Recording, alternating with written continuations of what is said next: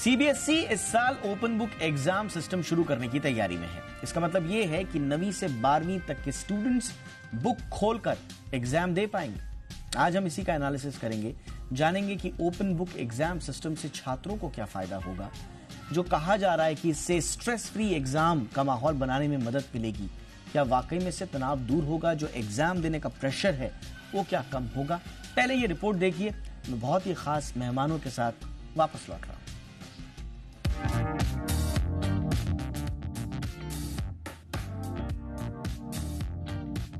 CBSE इस साल open book exam system शुरू करने की तैयारी कर रहा है। नई शिक्षा नीति को लागू करने के लिए लाए गए नेशनल करिकुलम फ्रेमवर्क की सिफारिशों के मद्देनजर सीबीएसई 9वीं, 10वीं, 11वीं और 12वीं कक्षा के स्टूडेंट्स के लिए नवंबर महीने में प्रायोगिक तौर पर ओपन बुक परीक्षा आयोजित करने का प्रस्ताव रखा है। जानकारी के मुताबिक बोर्ड ने कुछ स्कूलों में कक्षा 9वीं और 10वीं के लिए अंग्रेजी, गणित और विज्ञान, जबकि कक्षा 11वीं और 12वीं के लिए अंग्रेजी, गणित और जीव विज्ञान विषयों के लिए ओपन बुक टेस्ट आयोजित करने का प्रस्ताव रखा है। परीक्षा आयोजित होने के बाद सीबीएसई आकलन करेगा कि ओपन बुक एग्जाम सिस्टम से छात्रों को पेपर हल करने में कितना समय लग रहा है। आपको बता दें कि ओपन बुक एग्जाम में स्टूडेंट्स को अपने साथ बुक, नोट्स और रेफरेंस मटेरियल ले जाने की इजाजत मिलेगी। छात्र एग्जाम हॉल में किताबें और नोट्स देखकर प्रश्नों के उत्तर दे सकेंगे। दिल्ली यूनिवर्सिटी ने कोरोना महामारी के दौरान स्टूडेंट्स को ओपन बुक एग्जाम मोड में परीक्षा देने का मौका दिया था। बता दें कि ओपन बुक एग्जाम सिस्टम अभी चल रही बंद किताबों वाली परीक्षाओं से आसान नहीं है। ऐसा माना जाता है कि ओपन बुक एग्जाम कुछ छात्रों के लिए मुश्किल साबित हो सकता है, क्योंकि इसमें किसी छात्र की याददाश्त का नहीं बल्कि किसी विषय के प्रति उसकी समझ, विश्लेषण करने की क्षमता जरूरी होती है। ये केवल किताब में लिखे टेक्स्ट को आंसर शीट पर लिखना भर नहीं है।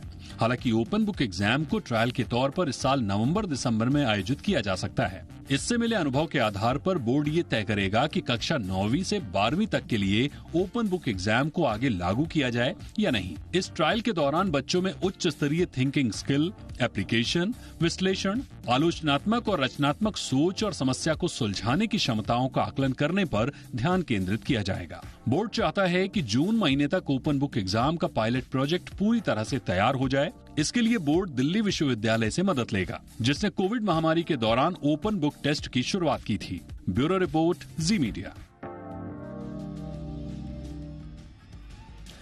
बहुत ही खास मेहमान इस वक्त मेरे साथ जुड़ रहे हैं। जेएस राजपूत सर हमारे साथ जुड़ रहे हैं। जाने माने एजुकेशनिस्ट हैं और पूर्व डायरेक्टर हैं एनसीईआरटी के। भारत सरकार की ओर से पद्मश्री सम्मान से भी सम्मानित हैं। बहुत बहुत स्वागत है राजपूत सर आपका। और मेरे साथ हैं एक और खास मेहमान आनंद कुमार जी। सब जानते हैं आनंद जी को, फाउंडर हैं सुपर 30 के। बहुत बहुत स्वागत है आनंद सर आपका भी हमारे शो पर। मैं चर्चा की शुरुआत राजपूत सर आपसे करना चाह रहा हूं। सर, सरकार का ये मानना है कि इस तरह हम एग्जाम में जो अननेसेसरी स्ट्रेस होता है, एंग्जाइटी होता है, वो हम एक माहौल दे पाएंगे। क्या आप इस तथ्य से इत्तेफाक रखते हैं सर ओपन बुक एग्जाम के लिए? नहीं, मैं सुन नहीं पाया पूरा। मुझे पूछ रहे हैं? जी राजपूत सर, मैं आपसे ही पूछ रहा हूँ सर। ओपन बुक एग्जाम पर सरकार तो कह रही है इससे स्ट्रेस कम होगा, अननेसेसरी एंग्जाइटी नहीं होगी बच्चों को। आप इस तर्क से सहमत हैं? मैं ये मानकर चल रहा हूँ कि ओपन बुक एग्जामिनेशन को प्रारंभ किया जाना चाहिए। हमें बहुत पहले से ये प्रयोग शुरू करना चाहिए था। हमारे सामने परीक्षा को लेकर के बहुत सी समस्याएं, उसी कारण कोटा जैसी घटनाएं हो रही हैं, संस्थाएं पनप रही हैं, बहुत हर जगह पर ये सब कुछ हो रहा है। तनाव इस कदर बढ़ा है पिछले वर्षों में, प्रतिवर्ष बढ़ता जा रहा है। तो विकल्प तो ढूंढना ही चाहिए। यह भी एक विकल्प है जो बहुत जगह लोगों ने इसका प्रयोग किया है और सफलतापूर्वक किया है। मैं इस तर्क से बिल्कुल सहमत हूं कि बच्चों पर दबाव कम होगा और बच्चों को थोड़ा गहराई से पढ़ने की स्थिति अपने आप बन जाएगी। यही हमें चाहिए। और जो गहराई से पढ़ लेगा उसे बाद में उसलिए कोचिंग और ये सब की आवश्यकता पड़ेगी ही नहीं। तो मैं समझता हूं कि अगर इसको हमने सही ढंग से लागू किया और अपने जो अनुभव मिलेंगे उनको लगातार हम उसको उसमें शामिल करते रहे, सुधार करते रहे, तो निश्चित रूप से इससे हमें आगे चल करके एक ऐसी वैकल्पिक पद्धति मिलेगी जिसका उपयोग करना बहुत ही आवश्यक होगा, लाभप्रद होगा। और निश्चित रूप से ये जो बात कही गई है, शिक्षा नीति में कही गई है और सभी जगह सीबीएसई उस पर कार्य कर रही है, एनसीईआरटी भी कार्य कर रही है, उसी ढंग से पुस्तकें बनाएगी, प्रश्न बनाएगी। हाँ, निश्चित रूप से हमें बहुत लोगों को भी इसमें प्रशिक्षण देना होगा। जो शिक्षक प्रशिक्षण संस्थान है उनकी गुणवत्ता सुधारने की बात लगातार कही जा रही है। अब उसके पाठ्यक्रम में इस सब पर भी ध्यान देना होगा। वहाँ व्यवहारिक रूप से प्रयोग करके देखना होगा। जी हाँ। और जहाँ तक राज्य के बोर्ड है सभी को इस दिशा में आगे बढ़ना ही चाहिए और देखना चाहिए पूरी आशा के साथ कि इस प्रयोग में कौन कौन सी कठिनाइयां हैं, कहाँ कमियां रहती हैं, और साथ ही साथ बच्चों की उपलब्धियों पर भी अध्ययन करते रहना होगा। और एक जनरल परसेप्शन जो इससे जुड़ा हुआ, मैं उस पर भी आपसे बातचीत करूंगा, और उसकी जो आपने कठिनाई और चुनौतियों का जिक्र किया मैं उस पर भी आऊंगा। मैं आनंद सर के पास अब आ रहा हूं। आनंद सर, पहले तो ओपनिंग रिमार्क आपका भी, आप क्या इस पूरे कॉन्सेप्ट से सहमत हैं? मैं राजपूत सर का बड़ा सम्मान करता हूं, हमारे गुरु के समान है, उनसे बहुत कुछ मुझे सीखने का अवसर मिला है डिबेट के जरिए और कई चीजों सुनकर। लेकिन मैं सर के कॉन्सेप्ट से सहमत नहीं हूं, क्योंकि मैंने जो बच्चों के साथ काम किया है या कर रहा हूं, मुझे हमेशा यही देखने को मिला है कि बच्चे को अगर किताब से दूर कर दिया जाए तो वो और दूर हो जाएंगे और शायद इस लायक भी नहीं रहेंगे। हाँ, इंटेलिजेंट बच्चों को फायदा हो सकता है जो किताब के अलावे पढ़ने की क्षमता रखते हैं या इंटरेस्ट रखते हैं। जो साधारण बच्चे हैं वो बुक पढ़ते हैं, वो उनके लिए तो बहुत ही डिफिकल्ट हो जाएगा, वो किताब से भी भाग जाएंगे। हेलो हेलो कंटिन्यू सर, मैं सुन पा रहा हूं। हेलो आनंद सर, आप सुन पा रहे हैं? हाँ, हम सुन पा रहे हैं। हमारी आवाज आपको जा रही है? हाँ सर, बिल्कुल जा रही है सर, प्लीज कंटिन्यू। हाँ, तो वो हम बोलना चाह रहे हैं कि ये ज्यादा बड़ा चैलेंज है हमारे पास, इसको अब मैंने इम्प्लीमेंटेशन में लाना, क्योंकि अब बच्चा ओपन बुक सिस्टम है, तो कौन बच्चा किस तरह का नोट्स लेके आता है। कोई बच्चा इतने अच्छे कोचिंग में पढ़ता है, इसके लिए कोचिंग शुरू हो जाएगा कि कैसा क्वेश्चन आएगा और उसको किस तरह से बोर्ड पे किताब का उपयोग करो। जो बच्चा भी क्रिएटिव बनना चाह रहा है, बुक में जाना चाह रहा है, बुक पढ़ के हाउ एंड व्हाई समझना चाह रहा है। एनसीईआरटी की कितनी अच्छी किताब राजपूत सर ने लिखवाई थी अपने बच्चों के लिए, पूरे देश के बच्चों के लिए। आज भी किताब बहुत अच्छी किताब है। उन किताबों से बच्चे भागने लगेंगे और अलग अलग तरह का नोट्स, अलग अलग तरह का कोचिंग सेंटर्स यहां पर आएगा, जो कि लोगों को दिक्कत देगा, ऐसा मेरा मानना है। दूसरी बात, जो सबसे अहम बात है, सबसे जरूरी बात है, जो मैं आपको बताना चाहूंगा, जो सबसे कठिन चीजों को पैदा करेगा, कि बच्चे जो बहुत होशियार हैं वो तो किताब देखकर भी लिख लेंगे, बिना किताब से भी लिख लेंगे। जो बच्चे कम जानते, थोड़ा थोड़ा कुछ पढ़ना चाहते हैं, थोड़ी बहुत कभी किताब पढ़ लेते हैं, ईमानदारी से मैं बता रहा हूं अपने अनुभव के आधार पर, वो पीछे छूट जाएंगे। ये प्रयोग अच्छा है। कब अच्छा है? हायर लेवल के क्लासेस के लिए, कॉलेज के लिए, बड़े बड़े इंस्टीट्यूट के लिए। लेकिन स्कूल के स्तर पर तो सवाल आता है कि बताइए, आपने आपने सिलसिलेवार तरीके से इस पर कई सवाल भी उठाए हैं इस पूरे कॉन्सेप्ट पर। मैं फटाफट राजपूत सर का इस पर प्रतिक्रिया ले लेता हूं, उसके बाद हम आगे बढ़ेंगे। राजपूत सर, आनंद सर सहमत नहीं है इस पूरे कॉन्सेप्ट से।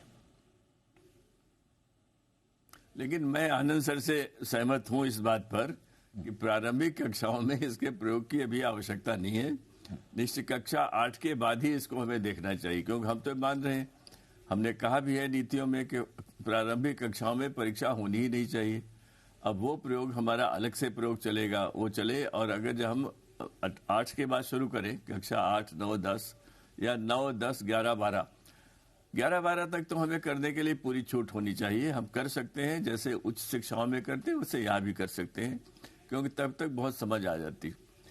आनंद जी का अनुभव बहुत सघन है और उन्होंने ये जो बात कही है कि जो बच्चे कमजोर हैं उन्हें ज्यादा तकलीफ होगी, मेरा ख्याल ये है कि अगर बच्चे कमजोर हैं तो उन्हें इस बात का ध्यान रहेगा कि वो कैसे इस्तेमाल करें और ज्यादा तैयारी करें। मेरा ख्याल ज्यादा समय बच्चे देंगे। और एक और बात जो आनंद जी ने कही है कि नए प्रकार के कोचिंग संस्थान खुल जाएंगे, ये मैं सहमत हूं, बिल्कुल खुल जाए। आप जो भी प्रयोग करेंगे, इस देश की प्रवृत्ति ऐसी बन गई है, माता पिता भी उसके लिए जिम्मेदार है कि वो कोचिंग में बच्चों को जरूर भेजेंगे। और जिनके पास रोजगार नहीं है, जिनके पास शिक्षा के द्वारा अधिक से अधिक लाभ लेने की प्रवृत्ति बनी है, वे भी निश्चित रूप से कोचिंग संस्थान को मॉडिफाई करेंगे। आनंद जी, इसका तो एक ही तरीका है कि आप जैसे लोग ये प्रयोग करके देखें कि किस प्रकार के प्रश्न बनाए जाएं, किस प्रकार की पुस्तकें बने। वो प्रयोग अगर कोई करे बड़े स्तर पर होगा और बड़ा कठिन निर्णय होगा, बहुत सोच समझ के लेना पड़ेगा कि जिसमें कोचिंग की आवश्यकता ही न पड़े, ठीक सर, ट्यूशन की आवश्यकता न पड़े। ये व्यवस्था करने के प्रयास हमें करने चाहिए और आपने बहुत से काम किए हैं। आनंद जी को बहुत अनुभव है इसमें। आनंद जी भी कुछ कहना चाह रहे हैं। आनंद सर। सर सही बता रहे हैं, इसमें चैलेंजेस बहुत है। इसके लिए नए तरह के किताबों को लिखी जानी चाहिए। सर ठीक बोल रहे हैं कि जैसे मान लिया जाए कि एकदम कोई चीज पूछता है कि भाई व्हाट इज फल्ला फल्ला फल्ला, बच्चा जवाब दे देगा किताब देख के। नहीं, सवाल को भी फिर ऐसा बनाना पड़ेगा, डिजाइन करना पड़ेगा कि सिर्फ किताब देके कॉपी पेस्ट ना करे बच्चा, बल्कि उसको अपने दिमाग की क्षमता को जांचने का, समझने का, वहां पर कुछ लिखने का मौका मिले। तो ये बहुत चैलेंजिंग है, बहुत चुनौतीपूर्ण है। अब राजपूत सर जैसे महान लोग हैं, अनुभवी लोग हैं, वो लोग एक टीम बना के एक पायलट प्रोजेक्ट करके देख सकते हैं, कहीं उसके आधार पर निर्णय लिया जा सकता है। लेकिन जी सर, आनंद सर, राजपूत सर, मैं एक मेरा ये कॉन्सेप्ट बड़ा ही डीप है और वृहद है, जहां तक मुझे समझ में आ रहा है। ये कोई सतही सा टॉपिक नहीं है कि आप ओपन बुक एग्जाम ले लीजिए, लेकिन दुर्भाग्य से राजपूत सर इसको इस रूप में लिया जा रहा है कि किताब खोलकर एग्जाम में बैठने का मतलब है simply to cheat and copy. क्या ये सिंप्लीफिकेशन सही है सर? देखिए, ऐसा ना, शिक्षा के क्षेत्र में हमने जो भी अपना ध्यान दिया है वो बच्चों पर दिया है, किताबों पर दिया, अध्यापकों पर दिया है। हमने एक गलती की है, मेरे जैसे लोग भी जिम्मेदार हैं उसके लिए। हमने माता पिता की शिक्षा पर ध्यान कम दिया है और समाज में एक जो प्रवृत्ति बनी है कि बच्चे या तो प्रश्न का उत्तर देंगे या चीटिंग करेंगे, इसलिए किताब साथ में हो तो वो इससे अधिक समझाना पड़ेगा हमें लोगों को कि ये संभव नहीं है, ये चीटिंग नहीं है। तो माता पिता की प्रवृत्तियां भी बदलने में समय लगता है। एक बात मैं जोड़ना चाहूंगा यहाँ, जब हम नई किताबें बना रहे थे स्वतंत्रता के बाद, पहली बार जब एनसीईआरटी बनी तो उसने देश भर में ऐसे कार्यशालाएं स्थापित की जहां पर दो चीजें सिखाई गई अध्यापकों के लिए।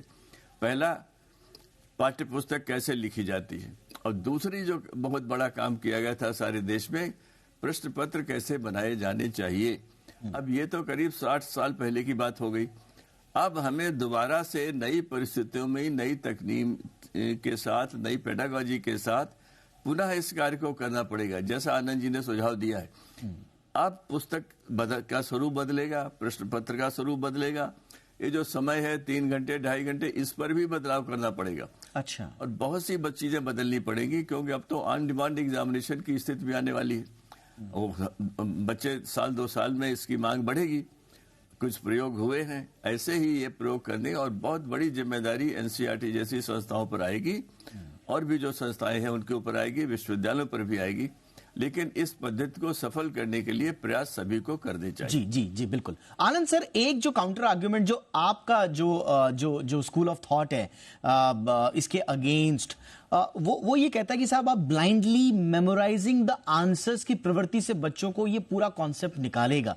इसके अलावा ये कहा जाता है कि बजाय आप क्वेश्चन और आंसर के ताने बाने में फंस जाए बच्चे के कॉन्सेप्ट क्लियर होंगे, क्योंकि अगर आपको ओबीई का क्वेश्चन पेपर सॉल्व करना है then you need to have a good understanding of the concept. तो शायद वो कॉन्सेप्ट बच्चे के क्लियर होंगे जो ज्यादा उसके फायदेमंद होंगे करियर में। सर आप सही बता रहे हैं, हम लोग भी चाहते हैं, हमारी अपनी सोच है कि बच्चे जो परीक्षा के दबाव में है, अभी एक बच्ची रो रही थी 96.5% नंबर लाकर रो रही थी और हमसे मिलने आई, तो स्कूल के एग्जाम में बहुत घबराई हुई थी। तो बच्चियों पर प्रेशर है, बच्चों पर प्रेशर है, ये मानते इसको कम किया जाना चाहिए। लेकिन जो आप प्रेशर कम करने की बात बोल रहे हैं ओपन बुक सिस्टम से, तो सब ठीक बता रहे थे, इतने चैलेंजेस है। अब ऐसे स्कूल भी तो सीबीएसई के हैं, छोटे मोटे स्कूल। अभी सर ने बताया, आप लोगों ने बताया कि भाई पूरे देश में इस बात का फैलाव होना चाहिए और स्टेट बोर्ड को भी इस दिशा में सोचनी चाहिए। बताइए, जहां कुछ पढ़ाई नहीं हो रही है, जहां स्कूल में टीचर उतने ट्रेंड नहीं है, वहां का बच्चा तो बेचारा किताब ही पर बेस्ड रहता है। अब किताब पढ़ के समझने की समझदारी होनी चाहिए, तब ना बच्चा क्रिएटिव सोच पाएगा। और सर सही बता रहे कि ऐसे टीचर्स होने चाहिए जो क्रिएटिविटी की ओर ले जाए और नए प्रश्न पत्र बनाए। कितनी बड़ी बात उन्होंने बोली कि नया प्रश्न पत्र बनाने का जिसमें समझ हो, नई किताबों से बच्चों को पढ़ाने का समझ हो, तो ये इसको एक प्रयोग के तौर पर देखा जा सकता है। लेकिन इसके पीछे इतनी चुनौतियां हैं जिसका कोई हिसाब नहीं। बिल्कुल। राजपूत सर, ये 2020 में लास्ट में, क्योंकि उस समय कोविड पैंडेमिक शुरुआत उसकी हो चुकी थी, तो दिल्ली यूनिवर्सिटी ने इस तरह का प्रयोग किया और ऑनलाइन एक ओपन बुक एग्जाम का उन्होंने पालन किया। अब उनका जो कॉन्सेप्ट था इसमें तो ये था कि एक बच्चे की जो एबिलिटी है to find, to analyse, to apply the information, उसके सामने इंफॉर्मेशन है बट उसको एनालाइज कैसे करना है, उसको अप्लाई कैसे करना है, ये उसका टेस्ट किया गया एक तरह से। और बहुत सारे बच्चों ने बड़ा इसको, क्योंकि उस तरह की शिक्षा पद्धति में उनकी पढ़ाई हुई नहीं है, तो अचानक उनके सामने जैसे आप लोगों ने कहा कि क्वेश्चन पेपर नए बनाए जाएं, बच्चों का सवाल ये कि कहीं क्वेश्चन इससे टफ तो नहीं हो जाएंगे सर? ऐसा है, ये क्वेश्चन सरल है, टफ है, ये सब चीजें तो चलती रहती हैं। लेकिन अभी जो प्रयोग होना है वो है कि हम विश्वविद्यालय में जिस प्रयोग का आपने जिक्र किया वो हुआ है। स्कूल स्तर पर भी इस तरह के प्रयोग हुए हैं, अन्य देशों में हुए हैं और यहाँ भी कुछ संस्थाओं ने किए हैं पहले। लेकिन अभी जो हमें करना है वो है कि आप जो बात कह रहे थे उसी के लिए मैं कहता हूँ कि बच्चे तो आगे वही बढ़ेंगे परीक्षा पद्धति के आधार पर, और इस पद्धति में विषय रूप है जिनके पास 4 चीजें होंगी, जिनको 4 चीजों में प्रवीणता हासिल कराए अध्यापक जी। वो क्या है? पहली है आइडियाज, बच्चे के आइडियाज को बढ़ाने की क्षमता उसमें विकसित की जाए, वो सोच सके। उसके बाद उसकी सृजनात्मकता की तरफ ध्यान दिया जाए और उसकी जिज्ञासा को माता पिता प्रारंभ से ही बढ़ाते रहे, अध्यापक भी बढ़ाते रहे। ये 4 चीजें अगर आ जाएंगी तो निश्चित रूप से वो ओपन बुक सिस्टम से बच्चा डरेगा नहीं। आनंद जी की एक बात को मैं थोड़ा आप समय दें तो मैं कहना चाहता हूँ जी। पिछले 15-20 वर्षों से जब से अनियमित अध्यापकों की नियुक्ति हुई है, सारा देश जानता है कि उसकी वजह से गुणवत्ता कमजोर हुई है। अध्यापकों की नियुक्तियों में जो देरी राज्य सरकारें करती हैं उसकी कारण देश के करोड़ों बच्चों की शिक्षा जो है वो नीचे के स्तर पर आई है, उनकी उपलब्धियां कम हुई है। और ये अत्यंत ही दुखद स्थिति है कि अनेक राज्यों में लाखों पद जो है अध्यापकों के जो है वो खाली रहते हैं या थोड़े से मानदेय पर अध्यापक नियुक्त होते। ये प्रथा, इस पर बड़ी चर्चा हुई है नई शिक्षा नीति के बनते समय, और उसके पहले टी.एस.आर. सुब्रमण्यम कमेटी में भी हुई थी जिसको हम लोग अब भूल गए हैं। ये देश की ऐसी आवश्यकता है जो राजनेताओं के ऊपर जिसका उत्तरदायित्व है, मुख्यमंत्रियों पर है, मंत्रियों पर है, और देश को इसको बहुत ही सघन ढंग से उठाना चाहिए, सामने लाना चाहिए। हम बहुत अन्याय करते हैं उस बच्चे के साथ जहां पर अध्यापक नहीं होता है, और मेरे हिसाब से हम अपने संविधान के साथ भी अन्याय कर रहे होते हैं। जब हमें 1950 में कहा गया था कि हर बच्चे को निःशुल्क शिक्षा देने की व्यवस्था राज्य का उत्तरदायित्व है।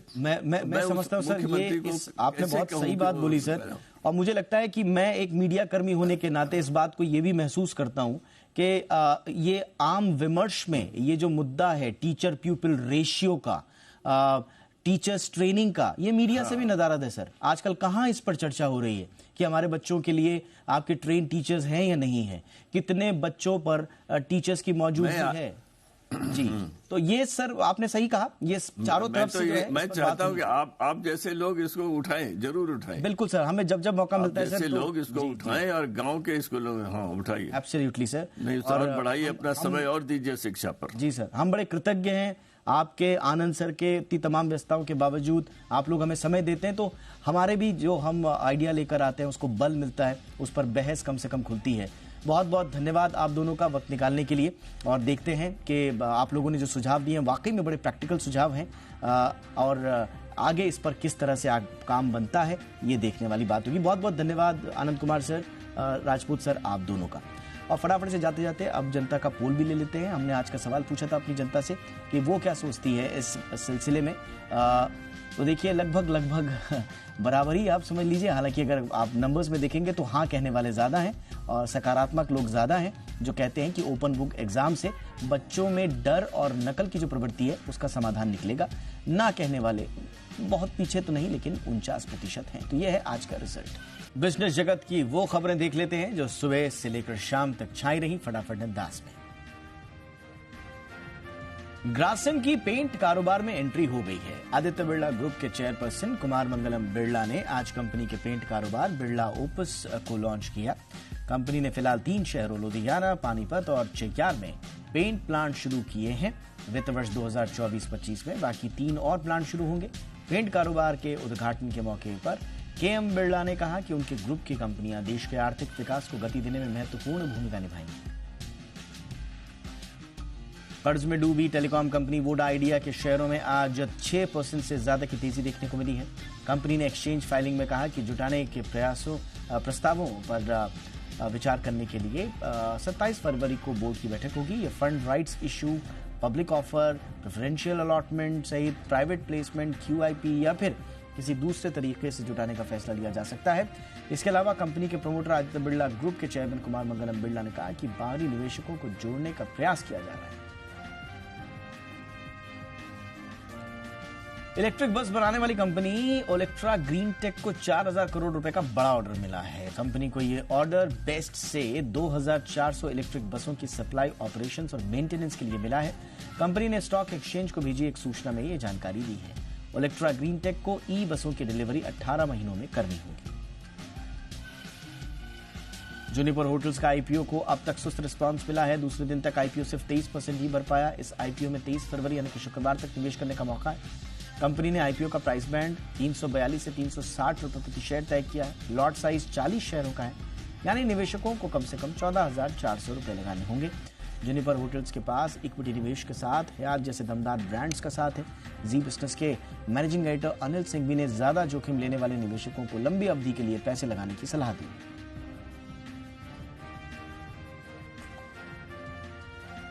जीपीटी हेल्थ केयर का आईपीओ भी आज से निवेश के लिए खुल गया है। पहले दिन तक आईपीओ 37% भरा है। इसमें निवेशक 26 फरवरी तक पैसे लगा सकते हैं। जीपीटी हेल्थ केयर इस आईपीओ के जरिए 525 करोड़ रुपए जुटाना चाहती है। इसके लिए कंपनी 40 करोड़ रुपए के फ्रेश शेयर जारी करेगी। कंपनी के मौजूदा निवेशक ऑफर फॉर सेल के जरिए 485 करोड़ के share बेचेगी।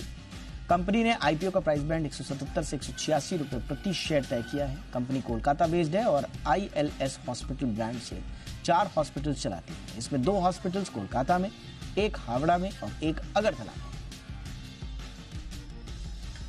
RBI governor Shaktikanta Das ने कहा कि महंगाई को काबू में लाने का काम अभी खत्म नहीं हुआ है। आरबीआई की ओर से जारी MPC यानी कि मॉनेटरी पॉलिसी कमेटी के मिनट्स के मुताबिक दास ने कहा कि इस समय मॉनेटरी पॉलिसी का रुख सतर्क होना चाहिए और ये नहीं मानना चाहिए कि महंगाई के मोर्चे पर हमारा काम खत्म हो गया। उन्होंने कहा कि पॉलिसी के मोर्चे पर जल्दबाजी में उठाया गया कोई भी कदम महंगाई को लेकर अब तक जो सफलता मिली है उस पर विपरीत असर डाल सकता है। MPC की बैठक इस महीने 6 से 8 फरवरी को हुई थी। शक्तिकांत दास ने कहा कि MPC को महंगाई दर नीचे लाने की प्रतिबद्धता पर कायम रहना चाहिए।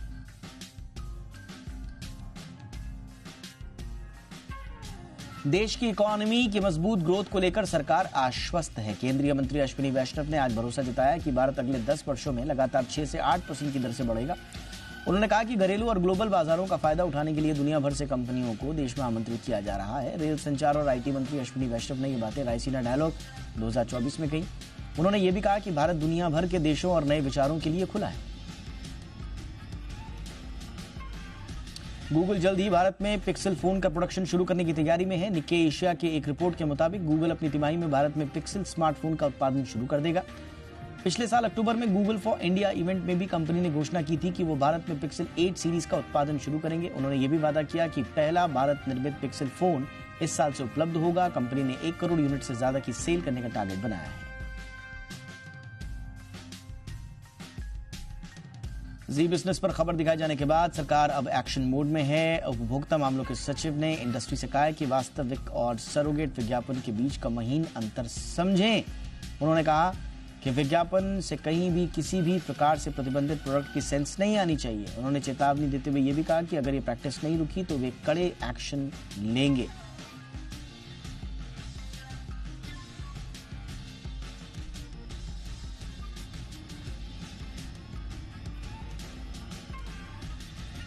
रेल टिकटिंग में मोनोपोली वाली सरकारी कंपनी IRCTC अब रेल, नीर और होटल बिजनेस पर भी फोकस बढ़ा रही है। कंपनी के CMD संजय कुमार जैन से खास बातचीत की हमारे संवाददाता अमरीश पांडे ने। आइए सुनते हैं। रेल नीर एक बहुत ही अच्छा ब्रांड है, आप सभी जानते ही हैं। और हमारी सबसे बड़ी समस्या थी हमारे जो कैपेसिटी एनहांसमेंट की। तो मुझे खुशी हो रही है बताते हुए कि अभी 2-3 दिन पहले ही हमने जो है एक 75,000 लीटर पर डे की कैपेसिटी का प्लांट हमने चालू किया है। और एक और प्लांट हम लोग चालू करने वाले हैं वो सिमिलर कैपेसिटी का, जो आई थिंक जुलाई तक कंप्लीट हो जाना चाहिए। तो पानी भी हम पिलाएंगे, उसके लिए भी हम तैयारी कर रहे हैं। तो रेल नील को रेल से बाहर निकल के भी हम देख सकते हैं आगे का मार्केट।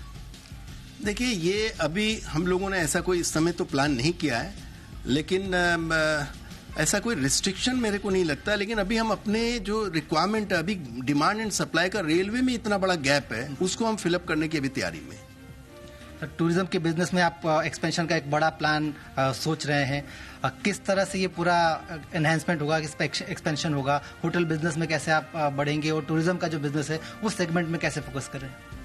देखिए, अभी जो रेल मंत्रालय की नई पॉलिसी आई है, जो भारत गौरव की पॉलिसी है, ये एक बहुत अच्छी पॉलिसी है जिससे टूरिज्म को काफी बढ़ावा मिलेगा।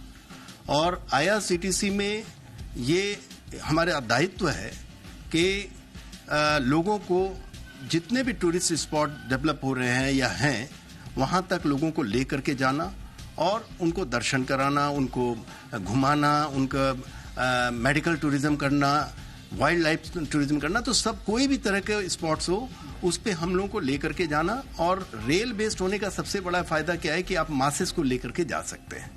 आप किसी दूसरे मोड में इतने लोगों को एक साथ लेकर के नहीं जा सकते। और ओवर द इयर्स किसी ने ये कैपेबिलिटी डेवलप की है इन हाउस कि इस तरह का उनको इतने मासेस में लोगों को टूरिज्म कराने का बहुत अच्छा एक्सपीरियंस है। तो भारत गौरव पॉलिसी आने के बाद मुझे लगता है, और हम लोग कर भी रहे हैं, ऑलरेडी हमने 10 रेक ले लिया है, और कि इसमें काफ़ी इम्प्रूवमेंट, काफ़ी एनहांसमेंट और काफ़ी हम लोग बड़ा बिजनेस कर पाएंगे टूरिज्म का और लोगों को देश घुमा पाएंगे। और इसके साथ साथ देखिए, होटल की बात आपने की, ये सही है। हमारा अभी एक होटल आने वाला है लखनऊ में। इसके अलावा भी कई होटल्स अभी हमारे पाइपलाइन में है। तो वो भी एक हमारे लिए बहुत बड़ा बिजनेस हो सकता है और हम लोग उस पर वर्क कर रहे हैं। और जैसा हमने आपको बताया था कि जी बिजनेस पर खबर दिखाई जाने के बाद उपभोक्ता मामले के सचिव जो हैं वो सरोगेट एडवर्टीजमेंट्स पर और सख्त नजर आ रहे हैं। और इंडस्ट्री से वो कह रहे हैं कि अगर आपने जो ओरिजिनल है और जो सरोगेट विज्ञापन है, इसके बीच के महीन अंतर को नहीं समझा तो फिर ये किसी के लिए भी ठीक नहीं। उन्होंने कहा कि विज्ञापन से कहीं भी किसी भी प्रकार के जो बैन प्रोडक्ट्स हैं, प्रतिबंधित प्रोडक्ट्स हैं, उनका सेंस नहीं आना चाहिए। और अगर ये प्रैक्टिस बंद नहीं हुई तो फिर वो कड़े एक्शन के लिए तैयार हैं। तो एक सख्त हिदायत आप कहें या चेतावनी उपभोक्ता मामलों के मंत्रालय की ओर से जारी की गई है। हमने एक पूरी सीरीज इस पर की है, सरोगेट विज्ञापन किस तरह से आपको दिखाया कुछ और जाता है, प्राइमरी प्रोडक्ट कुछ और होता है और आपको दिखाया जाने वाला प्रोडक्ट कुछ और होता है। इस तरह से ये एक ग्राहक के इन्फॉर्म्ड डिसीजन लेने के अधिकार को पूरी तरह से हैम्पर करते हैं और इसीलिए ये किसी भी रूप में न उपभोक्ता के हक में है और ना ही ये फेयर ट्रेड प्रैक्टिसेस, यानी कि पूरी तरह से अनफेयर ट्रेड प्रैक्टिसेस में आता है। और इस तरह के विज्ञापनों पर लगाम लगाने की बात पहले भी हुई है। आस्की ने भी गाइडलाइन जारी की थी, सरकार ने भी जारी की है, लेकिन जब इंडस्ट्री नहीं मान रही तो फिर कड़ा कदम उठाया जा सकता है। ये फिलहाल इशारा उपभोक्ता मामलों के मंत्रालय से आया है। अमरीश पांडे मेरे सहयोगी मेरे साथ जुड़ चुके हैं इस पूरी खबर पर जानकारी के लिए। अमरीश, ऐसा लग रहा है कि इस बार उपभोक्ता मामलों का मंत्रालय सरोगेट एड्स पर आर या पार के मूड में है। दीपक, देखिए, लगातार हम लोग इस बात को रिपोर्ट करते आए हैं और जाहिर सी बात है कि ये उपभोक्ता के हित में तो कहीं भी नहीं है, क्योंकि जो विज्ञापन प्रतिबंधित हैं, जिनको कि आप दिखा नहीं सकते हैं, जिनके विज्ञापन अखबारों में छाप नहीं सकते हैं, उनसे मिलते जुलते विज्ञापन आप दिखाकर जानबूझकर वो संदेश देना चाहते हैं। और मंत्रालय इसी बात को लेकर गंभीर है। उसने स्पष्ट तौर पर आज जो बैठक इंडस्ट्री के साथ, रेगुलेटर के साथ और उपभोक्ता मामले मंत्रालय सचिव की अध्यक्षता में हुई है, उसमें सचिव ने स्पष्ट तौर पर यह कहा इंडस्ट्री को कि ये जो महीन रेखा थी वास्तविक विज्ञापनों की और सरोगेट विज्ञापनों के बीच की, ये अब समझ लेने की जरूरत है। और अगर आप लगातार इसका उल्लंघन करते रहेंगे तो आगे आने वाले दिनों में एक कड़े एक्शन को लेकर तैयार रहने की जरूरत है आपको। स्पष्ट तौर पर दो चीजें बिल्कुल साफ कही गई हैं। पहला तो ये कि जो सरोगेट विज्ञापन है उनकी परिभाषा क्या है, इसको पूरी इंडस्ट्री को, रेगुलेटर्स को दोबारा ये स्पष्ट किया है मंत्रालय ने। इसके साथ साथ ये भी कहा है कि जो विज्ञापन आप कर रहे हैं उसमें तत्काल प्रभाव से सरोगेट कैटेगरी में आने वाले सभी विज्ञापनों को हटाइए, क्योंकि अगर किसी ऐसे प्रोडक्ट का विज्ञापन हो रहा है जो कि प्राइमरी प्रोडक्ट से मिलता जुलता नाम है, लेकिन उसका रंग रूप, आकार, प्रकार, पैटर्न, लेआउट या नामकरण भी उस जैसा है जो कि प्रतिबंधित विज्ञापन है, अगर ऐसा है तो ये एक इलीगल, एक अनफेयर ट्रेड प्रैक्टिस है। ये ग्राहक को जानबूझकर धोखा देने की प्रैक्टिस है। ये जो उपभोक्ता कानून है 2022 का, उसका उल्लंघन स्पष्ट तौर पे है। और अगर ये बंद नहीं किया जाएगा तो एक्शन कड़ा हो सकता है। ये अभी चेतावनी दी गई है। कल एक ये डिस्कशन आगे और भी चलेगी। उसके बाद संभव है कि इसी महीने के अंत तक इसको लेकर एक स्पष्ट गाइडलाइन और एक डेट लाइन भी उपभोक्ता मामले मंत्रालय जारी कर सकता है। दीपक, शुक्रिया इस तमाम जानकारी के लिए अमरीश। तो बहुत जल्दी ही सख्त गाइडलाइंस भी इस पर आ सकती हैं और देखना होगा कि किस तरह से ये सरोगेट एडवर्टीजमेंट का पूरा खेल रुक पाता है। क्या 2024 में एक देश एक चुनाव होने वाले हैं? इसकी चर्चा क्यों हो रही है? 4 राज्यों में पहले से ही लोकसभा के साथ विधानसभा चुनाव तय है, मगर अब बिहार और जम्मू कश्मीर को लेकर भी ऐसी ही चर्चा है। और इसकी अगर बड़ी वजह आप देखें तो तेजस्वी यादव का इसके पीछे वो बड़ा बयान है जो उन्होंने बिहार सरकार को लेकर दिया है। तेजस्वी के बयान के मायने क्या हैं और कैसे भविष्य की राजनीति गर्मा रही है, देखिए उस पर एक रिपोर्ट।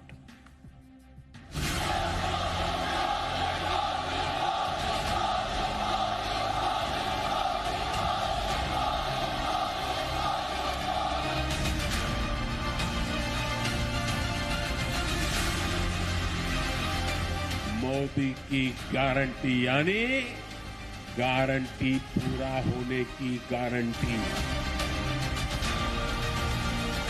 और साथ में लोकसभा और बिहार का विधानसभा चुनाव कराए। जन विश्वास यात्रा पर निकले तेजस्वी यादव का दावा क्या सही साबित होगा? बिहार में लोकसभा चुनाव के साथ विधानसभा चुनाव होने की चर्चा तेजस्वी ने छेड़ी है।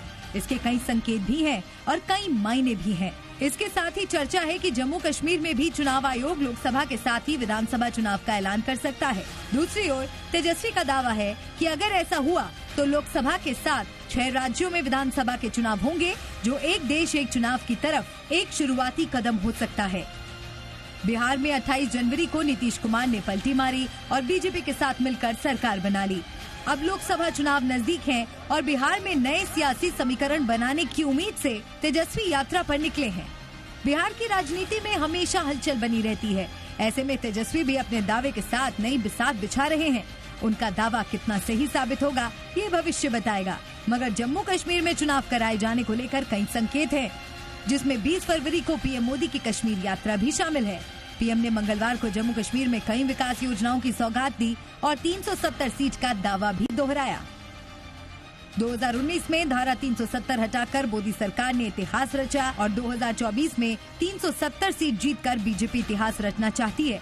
इसके साथ ही विधानसभा चुनाव कराए जाने को लेकर भी हलचल है। अब सवाल है कि जम्मू कश्मीर में साथ-साथ चुनाव हुए तो फायदा किसे होगा? 2019 के लोकसभा चुनाव के हिसाब से जम्मू कश्मीर में लोकसभा की कुल 6 सीटें थीं, मगर अब लद्दाख सीट अलग हो गई है। 2019 के बाद परिस्थितियां बदली हैं, सीटों का परिसीमन हुआ है, लद्दाख केंद्र शासित प्रदेश बन गया है। लिहाजा जम्मू कश्मीर में लोकसभा के साथ विधानसभा चुनाव हुए तो बीजेपी इसका फायदा उठाने की कोशिश करेगी, मगर कब क्या होगा इसके लिए इंतजार चुनाव आयोग के फैसले का है। ब्यूरो रिपोर्ट, जी मीडिया। आम्रपाली प्रोजेक्ट में फंसे घर खरीदारों के लिए अच्छी खबर है। सरकारी कंस्ट्रक्शन कंपनी एनबीसीसी को आम्रपाली के 5 प्रोजेक्ट्स को डेवलप करने को लेकर नोएडा अथॉरिटी से सैद्धांतिक मंजूरी मिल गई है।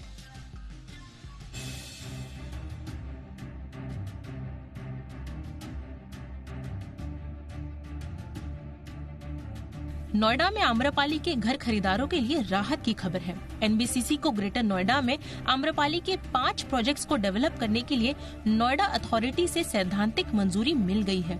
एनबीसीसी की स्टॉक एक्सचेंज फाइलिंग के मुताबिक आम्रपाली के 5 प्रोजेक्ट्स के अब तक इस्तेमाल नहीं हुए और बिक सकने वाले फ्लोर एरिया रेशियो यानी FAR के इस्तेमाल को लेकर ये मंजूरी मिली है।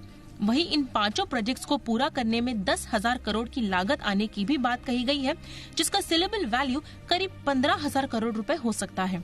एनबीसीसी आम्रपाली के जिन 5 प्रोजेक्ट्स को डेवलप करेगी उनमें ग्रेटर नोएडा के टेक जोन 4 में स्थित सेंचुरियन पार्क, लीजर वैली और ड्रीम वैली के अलावा ग्रेटर नोएडा के सेक्टर 4 में स्थित गोल्फ होम्स है। दरअसल 2019 में सुप्रीम कोर्ट के आदेश के बाद एनबीसीसी को आम्रपाली के फंसे प्रोजेक्ट्स को पूरा करने का काम दिया गया। मामले में तेजी लाने के लिए सुप्रीम कोर्ट ने Amrapali stalled projects investment reconstruction establishment का भी गठन किया। फिलहाल एनबीसीसी ने नोएडा और ग्रेटर नोएडा में आम्रपाली के फंसे हाउसिंग प्रोजेक्ट्स के 38,000 से अधिक यूनिट्स में से करीब 13,500 घरों का काम पूरा कर लिया है और अब फ्लोर एरिया रेशियो को लेकर मिली सैद्धांतिक मंजूरी के बाद मार्च 2025 तक एनबीसीसी के बचे हुए 25,000 अपार्टमेंट्स का निर्माण का काम पूरा कर लेने की उम्मीद है। समझते हैं कि एनबीसीसी और नोएडा अथॉरिटी के बीच पेंच कहां फंसा था। दरअसल एनबीसीसी फ्लोर एरिया रेशियो को बेचकर धन जुटाना चाहती थी। इससे उसकी प्रोजेक्ट को पूरा करने की लागत कम हो जाती और प्रोजेक्ट वायबिलिटी बढ़ जाती। वही इसका असर घर खरीदारों पर भी नहीं पड़ता, यानी घर खरीदारों को घर का कब्जा लेते समय अतिरिक्त रकम नहीं चुकानी पड़ती। लेकिन नोएडा अथॉरिटी इस FAR को प्रोजेक्ट का ही हिस्सा मानकर चल रहा था, लिहाजा नोएडा अथॉरिटी ने इस पर आपत्ति जाहिर की थी। इसके बाद एनबीसीसी ने नोएडा अथॉरिटी को एक नया प्लान सौंपा, जिस पर नोएडा अथॉरिटी की ओर से सैद्धांतिक मंजूरी दे दी गई। जिस फ्लोर एरिया रेशियो यानी FAR को लेकर पेंच था, उसे आसान भाषा में समझते हैं। इसे कई राज्यों में फ्लोर स्पेस इंडेक्स यानी FSI भी कहते हैं। इसे कैलकुलेट करने का तरीका ये है कि मान लीजिए किसी प्लॉट का आकार 1000 फीट है और उस पर FSI 2 है, तो उस प्लॉट पर 2000 वर्ग फीट का निर्माण किया जा सकता है। ऐसे में एनबीसीसी को जो अतिरिक्त एरिया मिलेगा उसका निर्माण में इस्तेमाल होगा और सेलेबल एरिया में इजाफा होगा, जिसका फायदा एनबीसीसी को मिलेगा। यानी सीधे शब्दों में कहे तो नोएडा अथॉरिटी से मिली इस मंजूरी के बाद आम्रपाली में फंसे घर खरीदारों को अपने अटके घर जल्दी मिलने का रास्ता साफ हो गया है। ब्यूरो रिपोर्ट, ज़ी मीडिया।